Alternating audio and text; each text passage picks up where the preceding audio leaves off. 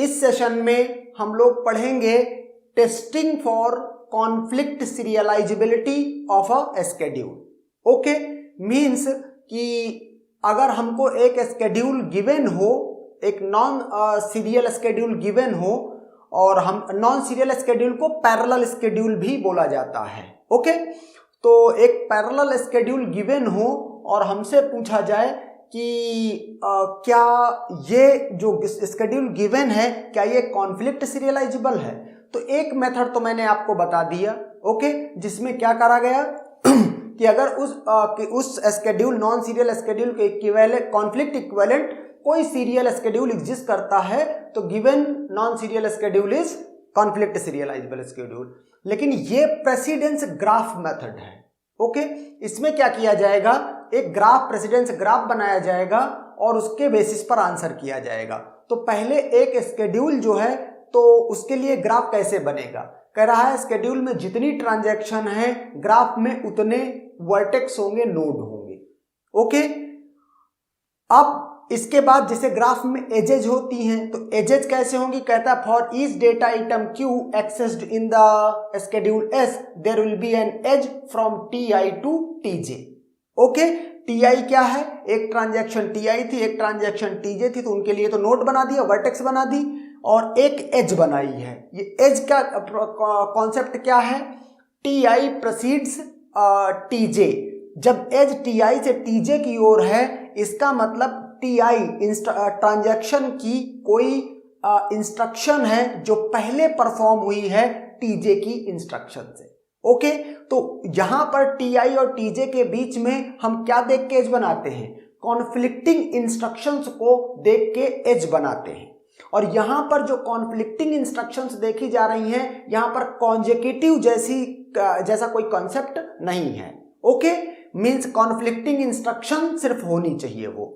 अगर TI से TJ के बीच में कॉन्फ्लिक्टिंग इंस्ट्रक्शन है, अब कॉन्फ्लिक्टिंग इंस्ट्रक्शन क्या हो सकती है, right Q read Q, read Q right Q, right Q right Q. Okay, तो ये एज बनेगी।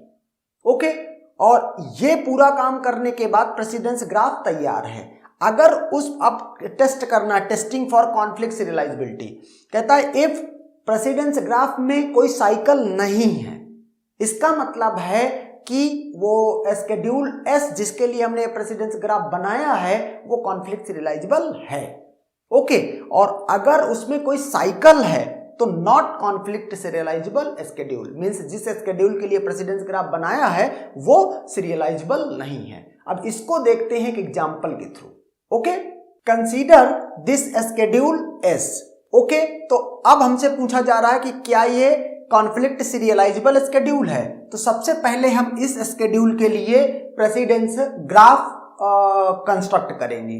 ओके, अब उसके बाद अगर प्रेसिडेंस ग्राफ में साइकिल मिल गई तो कहेंगे कि इसके ये कॉन्फ्लिक्ट सीरियलाइजेबल स्केड्यूल नहीं है। लेकिन अगर साइकिल नहीं मिली तो फिर बोलेंगे कि ये कॉन्फ्लिक्ट सीरियलाइजेबल स्केड्यूल है। ओके, तो कितनी ट्रांजैक्शन है, 3। जितनी ट्रांजैक्शन है आपको क्या करना है, उतने ही नोड क्रिएट कर देने हैं। ओके, तो जैसे 3 ट्रांजैक्शन है और मैंने 3 नोड क्रिएट कर दिए। ओके, अब इसके बाद आपको क्या करना है, एक एक इंस्ट्रक्शन को पकड़ना है और ये देखना है कि इसके रिस्पेक्टिव कॉन्फ्लिक्टिंग पेयर क्या है। ओके, अगर कॉन्फ्लिक्टिंग पेयर है तो ही उसके रिस्पेक्टिव एज बनेगी और अदरवाइज एज नहीं बनेगी। तो जैसे RX है, टाइम में मैं क्या करूंगा, इस टाइम के नीचे, क्योंकि अगर R के साथ मुझे कॉन्फ्लिक्टिंग इंस्ट्रक्शन है तो टाइम में उसके बाद W परफॉर्म होना चाहिए तो ही कॉन्फ्लिक्ट हो सकता है।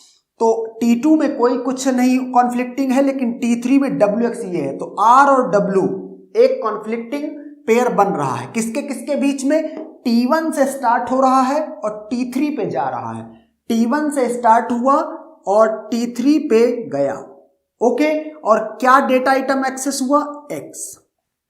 ओके, इसके बाद RX के रिस्पेक्टिव और कोई भी कॉन्फ्लिक्टिंग पेयर नहीं मिल रहा है तो इसको छोड़ देंगे और इसके बाद पहुंचेंगे इस इंस्ट्रक्शन पे। ओके, ये देखेंगे कि टाइम में इसके नीचे कहां पर कॉन्फ्लिक्टिंग पेयर बन रहा है, तो T3 में तो देखेंगे नहीं, अब T2 या T1 में कॉन्फ्लिक्टिंग पेयर हो सकता है, RX है तो WX होगा तो ही कॉन्फ्लिक्टिंग पेयर बनेगा, तो T2 में तो कुछ नहीं है, लेकिन T1 में RX WX।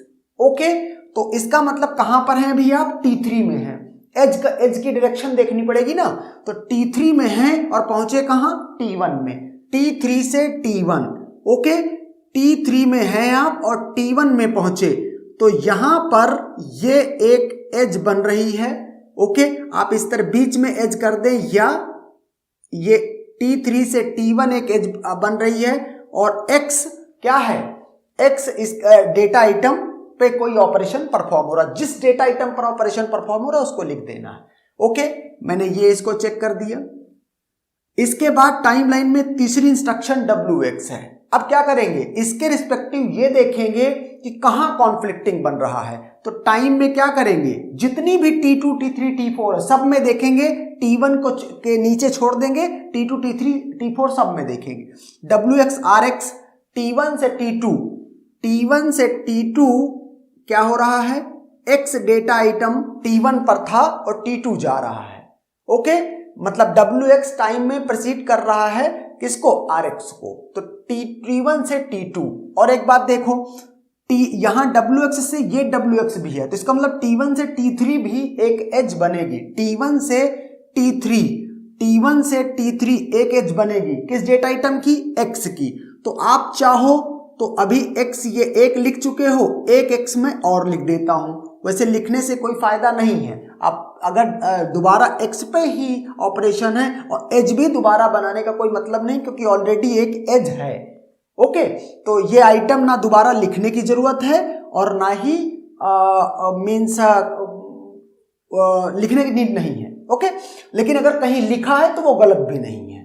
ओके, WX के लिए मैंने कर दिया। अब मैं T2 पे आता हूं। ओके, ये T2 पे आऊंगा और T2 पे इस इंस्ट्रक्शन के लिए देखूंगा, टाइम में ऊपर कभी नहीं देखा जाएगा, कॉन्फ्लिक्टिंग देखना, तो इसका मतलब नीचे ही देखना।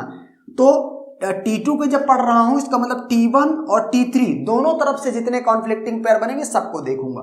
तो T1 में तो कुछ है नहीं, T3 में है, T3 में तो क्या करूंगा, T2 से T3, T2 से T3, और क्या है, एज ऐसे बनेगी, क्योंकि T2 अब मैं टाइम में पहले हूं, RX पहले परफॉर्म हुआ है और फिर WX परफॉर्म हुआ है, तो T2 जहां से स्टार्ट हुआ है इसको कंसीडर किया है, उसके बाद ये, तो एज T2 फिर T3 की ओर होगी, और किस डेटा आइटम पर ऑपरेशन हुआ है, X पर।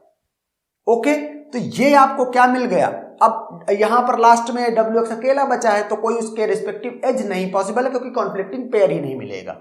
ओके, तो ये आपको मिल गया है प्रेसिडेंस ग्राफ। ओके, अब कॉन्सेप्ट क्या कहा जाता है, कहता है कि if there is a cycle in the precedence graph then the given schedule is not conflict serializable। Okay, और अगर साइकिल नहीं है देन कॉन्फ्लिक्ट सीरियलाइजेबल। तो यहां देखो, T1 से ये यहां से चल रहे हैं, ओके, ये इस पे आ रहे हैं और इसके बाद फिर से ये जा रहे हैं, तो ये यहां पर साइकिल मिल रही है। ओके, T1 से है, T1 से T3 एंड T3 से T1, ये क्या है, ये साइकिल है। Hence, S is not conflict serializable schedule। Okay, consider another example. Suppose करो ये स्केड्यूल S गिवन है, ओके, और इसमें पूछ रहा है कि ये कॉन्फ्लिक्ट सीरियलाइजेबल है या नहीं है। तो सबसे पहले प्रेसिडेंस ग्राफ बनाएंगे। 3 ट्रांजैक्शन है, तो 3 तो इसकी क्या होंगी, वर्टाइसेस होंगी ग्राफ की। ओके, प्रेसिडेंस ग्राफ की। तो ट्रांजैक्शन के नाम उसके अंदर लिख दिए जाएंगे। इसके बाद क्या करेंगे, टाइमलाइन में जो सबसे पहली इंस्ट्रक्शन है उसको लेंगे, कंसीडर करेंगे और उसके रिस्पेक्टिव कॉन्फ्लिक्टिंग पेयर ढूंढेंगे। RX इसमें तो देखेंगे नहीं, RX है तो T2 और T1 में देखेंगे, T2 में कुछ मिला नहीं, लेकिन यहां पर RX WX T3 से T1 में मिल रहा है, RX और WX का T3 से T1 में। ओके, ये एक एज ऐसे बन गई। ओके, T3 में थे और T1 की तरफ गए कॉन्फ्लिक्टिंग ढूंढने के लिए, और कोई यहाँ पॉसिबल नहीं। इसके बाद T2 की इस इंस्ट्रक्शन को देखेंगे और इसके रिस्पेक्टिव कॉन्फ्लिक्टिंग पेयर ढूंढेंगे। तो T2 से T3 है कॉन्फ्लिक्टिंग पेयर, T2 से T3 है कॉन्फ्लिक्टिंग पेयर। ओके, T2 में थे और T3 की तरफ गए। ओके, टाइम में जिसकी तरफ आगे बढ़ेंगे वो एज वैसे ही जाएगी। ओके, और डेटा आइटम X पर ऑपरेशन परफॉर्म हुआ, RX से ये WX भी परफॉर्म हुआ है, मतलब कॉन्फ्लिक्टिंग पेयर है, तो इस RX और इस WX को भी साथ में देखेंगे। ओके, कॉन्फ्लिक्टिंग पेयर ढूंढते हैं, तो T2 से T1, ओके, T2 से T1 ये एज मैंने बना दी। ओके, इसका भी काम हो गया। नाउ चेक फॉर WX, तो T2 में तो नीचे कोई इंस्ट्रक्शन ही नहीं है, लेकिन यहां पर है, तो WX से RX भी है, T3 से T1। ओके, अब एक एज बना के T3 से T1 की और फिर X लिखूं, उससे कोई फायदा नहीं है। ओके, एंड देयरफॉर मैं नहीं लिख रहा हूं। ओके, WX फिर से वही है, T3 से T1 की और एज है। ओके, तो उसको दोबारा लिखने से फायदा नहीं है, एक ही एज काफी है। ओके, अब अगर यहां इस स्केड्यूल को देखो, सॉरी इस प्रेसिडेंस ग्राफ, ये कंप्लीट प्रेसिडेंस ग्राफ है WX तक, मींस इस WX के बाद यहां RX, नीचे कोई इंस्ट्रक्शन ही नहीं, तो कॉन्फ्लिक्टिंग कुछ मिलेगा नहीं, तो ये कंप्लीट प्रेसिडेंस ग्राफ है। ओके, अब आप साइकिल देखने के लिए ऐसा भी कर सकते हो कि इनको हटा दो डेटा आइटम्स को, तो अच्छे से दिखेगा ग्राफ में। अब इस ग्राफ में देखो cycle not present, cycle not present, so S is conflict serializable schedule. Okay, conflict serializable schedule, and that's done.